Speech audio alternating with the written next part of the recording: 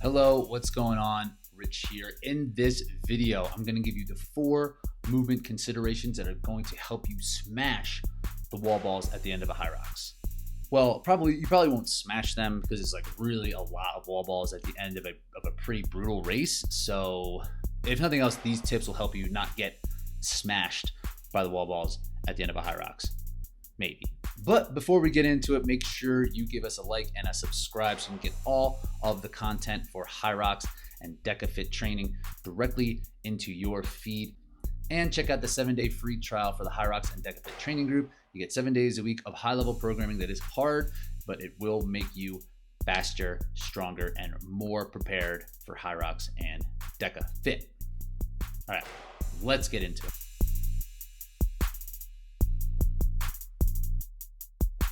So the first movement consideration that you should think about for the wall balls is your position against the target. So right away, you should move closer. Over and over, I see people a little bit too far away from the target, and it creates inefficiencies in your throw. Throughout the whole drive and catch phase, which we'll talk about next, you are in a vertical position. So if you're too far away from the wall, it changes your momentum from a vertical momentum to a more of a horizontal momentum, which creates a lot more fatigue in your shoulders. It's going to make you throw the ball harder so you can get more bounce off of the target so you catch it in an appropriate place. And it's going to be much less accurate in terms of where that ball is going to come back to you. So if you can move closer to the wall, you're going to be in a much better position to be efficient throughout the wall balls. A good way to figure out where your position should be is to take the ball, tuck in your elbows, and then hinge at 90 degrees at your elbows. If you were using a target, the ball should be directly underneath the target. So when you're set up, you're pretty close to it and it's almost a complete vertical throw. If you're using a wall, the ball should touch the wall just slightly. So right away, you have to be in a proper position to do wall balls efficiently. So move yourself closer. I'd rather you need to move backwards throughout the wall balls than to need to move forward, because if you're starting, you might just kind of get in a rhythm. So start close. The second consideration is what I call the catch, which is when you're catching the wall ball. So there's 3 pieces of the catch that can really help you be more prepared for wall balls at the end of a Hyrox. The first piece is the positioning of your torso. You want to make sure your torso is upright. There's almost no flexion throughout your spine. And the position from the wall will help this. If you're catching it efficiently close to the wall, you shouldn't need to bend forward at your hips and spine. I see this a lot. People kind of bring the ball down and then kind of bring it back up, which is just inefficient, just clearly by looking at it. So keeping your torso nice and upright is going to help you drop straight down and come back up. So there's no movement, no wasted movement through your upper body. And all you have to do is focus on the drive through your hips, legs, and shoulders. Sometimes it could be more of a mobility issue to figure out how to keep that torso upright. So a couple things you could do to help improve your positioning is to do heavy front squats, box squats, high bar back squat, and also just some static holds at the bottom of your squat with your chest as high as possible. The second part of the catch is actually where you're catching the ball. You want to make sure that ball is either directly in front of your face or right underneath your chin. So you should be able to kind of hold your hands to the position and the ball should just fall directly into them. You don't need to reach up and grab that ball and pull it down. And you definitely don't want to reach out in front of you. It should just fall directly underneath your chin or right in front of your face and have your hands sitting there waiting to catch it. So again, if you are holding your hands up overhead and pulling that ball down, it might improve your speed a little bit, but with this amount of wall balls for the end of a Hyrox, it's going to be much easier to keep your hands underneath your chin. And then after each rep, you can kind of either bring your hands around and catch it in the same position, or just bring them down a little bit just to increase the blood flow for a slight second throughout your arms, because that fatigue that builds up in your shoulders is just because it's in that static position and going up overhead over and over. So being able to bring them down even for a little bit can give you slight reprieve.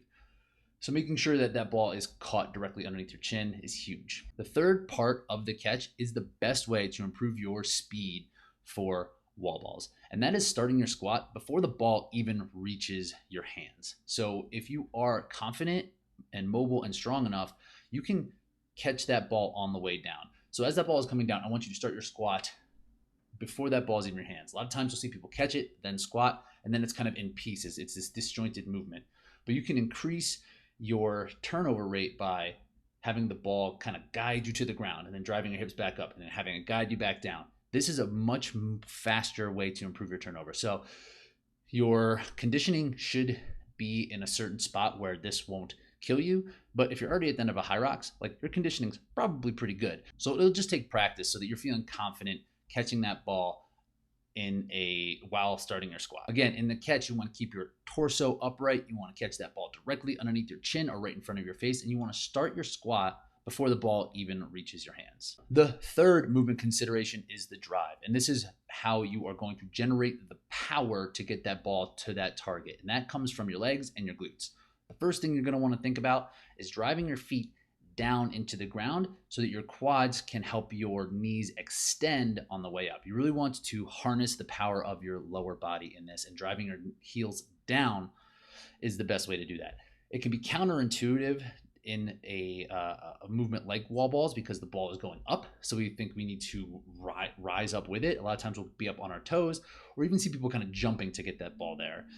There is a place for that if you're that fatigued and your hip drive is just gone. But ideally, you want to keep your heels and your feet completely flat on the ground so you're driving as much power into the ground as possible to create a pop off of your shoulder. As you drive your legs down and your hips are coming up, about at that 8th squat position, you want to squeeze your glutes as hard as possible to create power through your hips. So a big squeeze will create that pop through your body and will make that ball kind of pop off of your shoulders. So it really shouldn't be a shoulder press kind of movement. You should be able to not even move. You should be able to barely move your hands at all, not fully extending those shoulders. And the ball should get pretty close to that target if you are being powerful and efficient through your drive phase. So these are cues that I would use for the wall balls: is to drive your heels down, feet flat, squeeze your hips. Feet flat, squeeze your hips. And again, at a certain point, you're probably going to come up on your toes just based off fatigue and old habits. But if you can keep those feet down and drive those hips hard, you should be able to get that ball to that target every single time. And the last piece I want to talk about is pacing for the wall balls. This might be bad advice, but it has been the best approach that I have found for the wall balls. And that is doing as many reps as you possibly can with that first set. I found that if you have some sort of target like 5x20, 4x25, 10x10, that the rest breaks in between those sets end up being pretty long. It's hard to kind of keep things moving unless you're seriously motivated and just are willing to hurt really, really bad. So I suggest that should be your mindset going into it anyway, and just ripping off as many reps as possible. This will just simply reduce the amount of time that you're not holding the ball. And with wall balls, you can always do one more. There's no point where, like the sled at a certain point, you just can't push it. You're just out of power and it's just not going to move anymore. That's not the case for these wall balls. You can always do one more wall ball. So it's something that you need to remember during this, is as you are going through it and as it gets hard and as you want to stop, you can always do one wall ball. So trying to do as many as possible is going to be the best way to reduce the amount of time that you're standing there looking at the wall ball or feeling terrible or thinking about how terrible that you're feeling and then how many more you have. Because it's a daunting number. When you're at 30 and you're exhausted, you're like, oh my God, how am I supposed to do 70 more? So just getting through as many as possible is going to be your best bet. So again, might be bad advice, but I suggest that's how you approach it.